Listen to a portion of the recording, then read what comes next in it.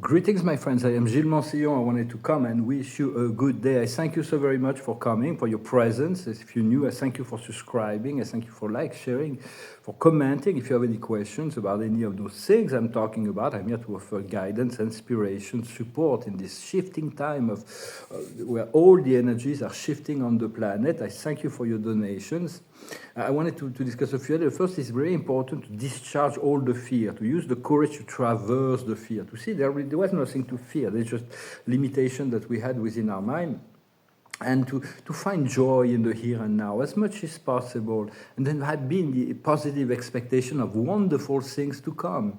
And call on the angel, call on your master angel, your central guardian angel, and just connect with that being. The angels are the expression of the divine love of the Creator. But we do not worship angels. We do not worship Ascended Master. We do not worship human beings. There's a lot of people that worship celebrities, the fans. Like, I'm in contact with a certain celebrity. How long have you been a fan? I say, I'm not a fan. The fanatism is just not my way of being, you know.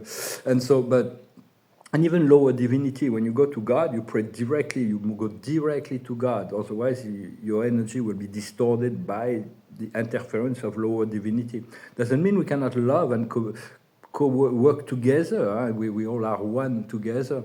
But so it's very important to go directly to your source, yet to work with all your teams and as much as possible to allow if you're comfortable with that, to allow our spirits to assist you. For you and the divine are ultimate partners. God is our ultimate partner. God is faithful. God will always be there for us. He's always been there for us, and He will always be there for us. What is happening is the ascension of the planet, and the ascension of the planet is the second coming of the Christ. As the Christos Sophia is awakening within the human heart, the collective Messiah, our frequency will eventually rise, where we'll be able to meet the Christ, for instance, for those who are sensitive to that master, because you can always call on him. He will come as an older brother to offer guidance and support with his love and wisdom. But the whole world is shifting into this unity and unconditional love. It is very important to continue to cultivate that. As I look back in my life, I see the heavy ones, those who played the bad guys, were actually used by my higher self to teach me unconditional love and unconditional forgiveness. For ourselves also, because we accepted to play the role of the victim while the other ones were playing the role of the arrogant one.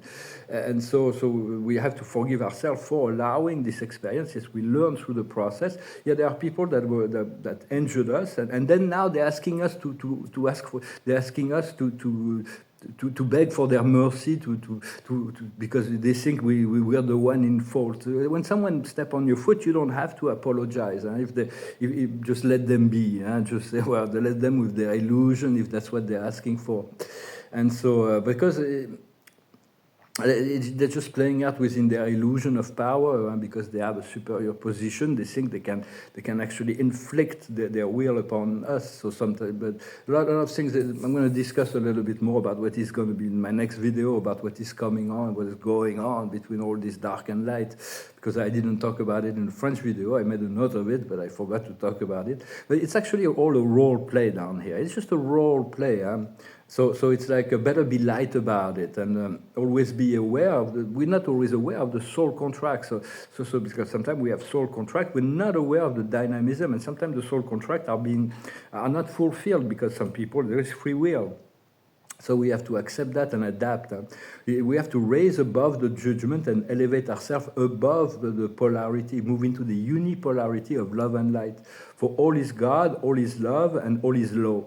Everything is law, everything is love, and everything is God. There is nothing else. Once we see that, we can trust the law. The law will educate each and every soul. And there was this funny thing, I don't know if you heard about it, it's like in the year 2000 on the internet, there was this saying that was going around, the 5 Jews that changed the world. Because Moses said, all is law. Jesus came and says, all is love. Then Karl Marx came and says, all is money. And then Freud came and said, all is sex. And then Einstein came and says, all is relative. So it's just a joke, but all is law, all is love, and all is God. So as long as once we move into this unipolarity of everything, because we come to realize everything comes from source and will always return to source. There is really nothing else. When I look back at myself, I have to forgive myself for many addictions I had in the past, and I missed opportunity in romantic or sentimental, romantic or professional, because maybe because of my addictions or vice versa. But so we have to forgive ourselves for our past, because we may not have been programmed any differently, and we could have not done any differently. Although there is free will, sometimes the free will takes us away from the highest potential. So just be attuned to your guidance and follow the highest wisdom. The highest wisdom will always be applicable for a very long time anyway, is the wisdom of Socrates. I know that I do not know. As long as you know that you do not know, you are able to learn so much, because there is so much.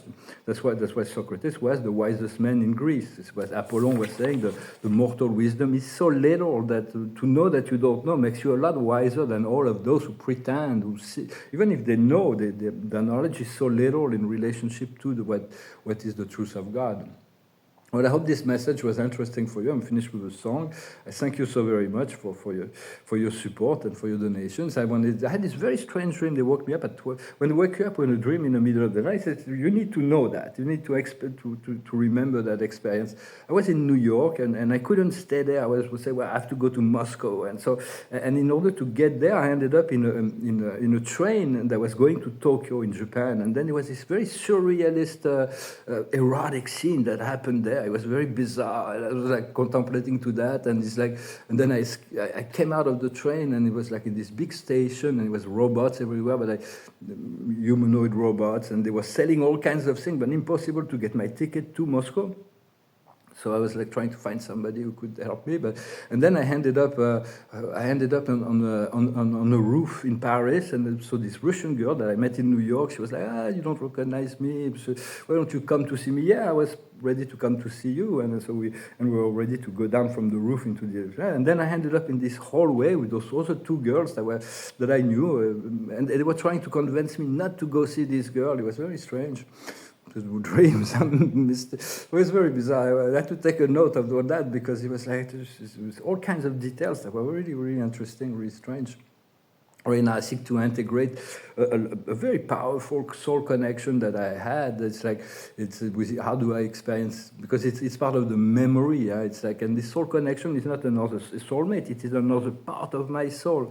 So that's why for like a whole year since we get in contact very closely, it's like I've been experiencing all that she experienced, but it's she made a choice of light on the complete opposite end of the spectrum of reality. So it's like maybe poor timing. So we'll see. But right now it is part of the I'm just in the integration process. So it's.